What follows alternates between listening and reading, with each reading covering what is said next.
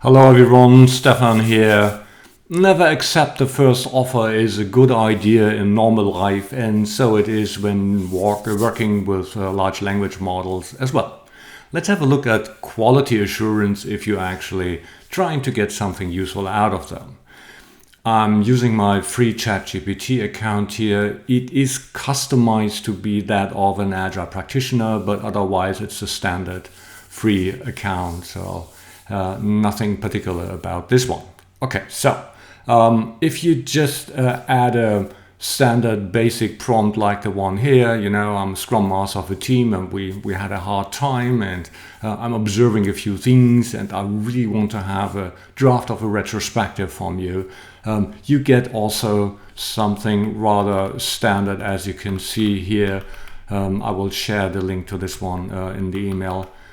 As you can see, it's basically okay, very nice that you have a goals of a retrospective, rebuild psychological safety and engagement, certainly the point, non-blaming way, decouple Scrum from the problems, all credible issues here. But after that, you basically get a variation of the Derby-Larsen retrospective format, which is okay, given the input that you have here, right? And at the end, the appreciation checkouts, a bit kudo cards of management free or thrown at it. So it's quite okay. Also explains why that might be working. And now it's asking for facilitation scripts, etc. I'm not that much interested in this part, but actually I'm more interested in, okay, how can we improve this thing? And by simply asking, is this the best you can do? Maybe there is also something in for us, weak spots in the previous format. Okay, now you see already why it makes sense to challenge our model, air quotes, regarding the quality of its work. Now it identifies a few weak spots. Too much reliance on sticky note mechanics. This might be agile theater and busy work. Oh my goodness, more of these stickies to fill out. Action focus too late in the session. Probably we spend too much time on exploring things other team members already find boring or not interesting, and they start to drop out mentally already, right? And before we come to the action items. Doesn't directly address emotional undercurrent, blame towards Scrum. I agree on that. So, the result of challenging our model here is basically that you get a better version, now you have a refined draft of the whole thing. Addressing the elephant, engagement reset, this is certainly much better. And now we already have something like a contrarian edge, and there's a summary, sharper, riskier, but more likely to shift the energy. It forces honesty, rebuilds follow-up credibility, and gives you the data to track whether engagement is recovering. So this already is a better approach, right? By simply asking, once you get an answer, is this the best you can do? Now, let's take this a step further. It's the same prompt up to here, but I already start building into the first prompt feedback loop.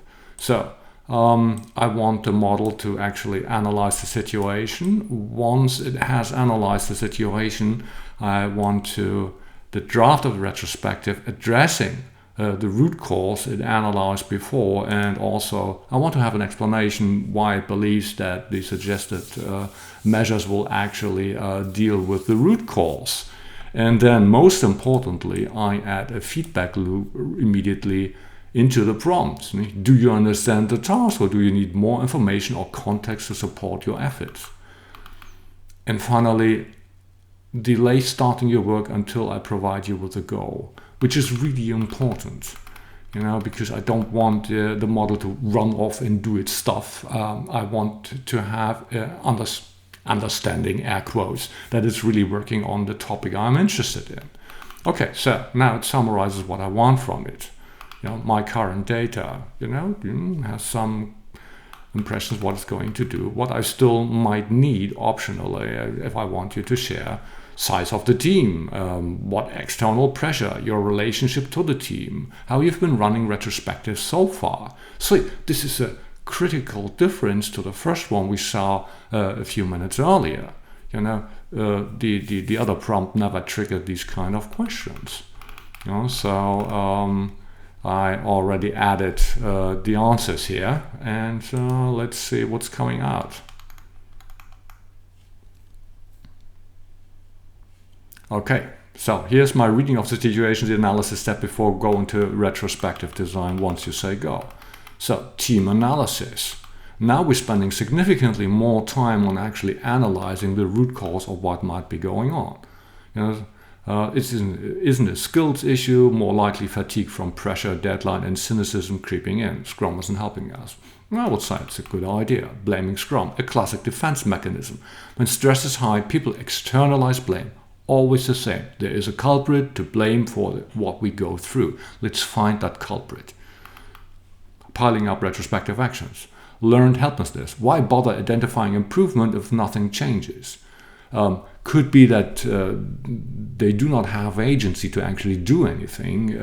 Could also be that they have so much stress that they actually don't find time to do this, or no one is interested in that because it's some sort of cargo cult mechanical. Okay, retrospective, we need to find some action items here because otherwise we're not doing the retrospective correctly, right? So, core issues: erosion of trust, fatigue and deadline pressure, broken improvement loop. Do you want me to design? Yes, absolutely. Okay, now we add the goal. So that we cleared before what actually is the purpose of the whole thing, and now it starts creating a structure. So I'm not going to dive into the structure. Again, it looks very much Derby, Larsen Weed, but it's not to blame. It's a good retrospective format, committing, say, one thing I commit to personally for the next sprint is, yes, and adding a facilitator script, meta reasoning, so the explanation why this might work. It balances venting to lower resistance with action focus, restore trust and improvement. Would you like me to? Yeah, not yet. So, now, what I find really helpful is at this stage that you actually get back, not by simply asking, is this the best you can do, but really start a reflection cycle. And I created a prompt for that purpose. I will send that one with the email too. And now it's really about, dear model, now you're on reflection mode, task checklist, list every task that you detected in the user's request. So what am I asking from you? Just to make sure that you have an understanding, and then please explain to me whether you met it fully or not met fully. Introduce a self-rating about accuracy, completeness, clarity, concision, evidence, tone, and explain all your scores. Create a gap analysis. What have you been missing? By comparison to the tasks that were sent upon you, and then finally come up with an improvement plan. And as you will see, this simple prompt will actually create something here that sounds rather confident, reasoning solid but no external source cited. So the one major thing that is identified by the model here is that there is no external reference, right? No facilitation skips, no explicit time boxing, risk notes. Yeah, probably. Improvement plan. So, what you can do now is basically very simple. Act on your improvement plan and redraft your retrospective.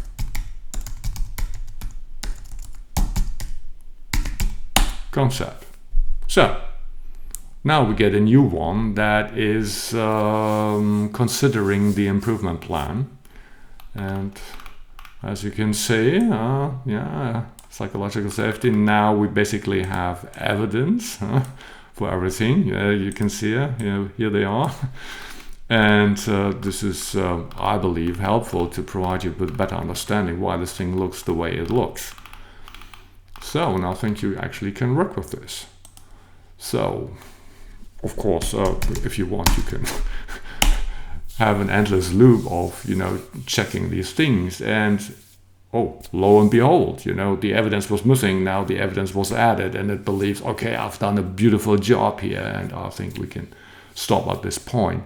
Now, I like to point to one issue about these challenging the model, whether it could improve the answer and what kind of improvement would be suitable. The law of diminishing returns applies here too.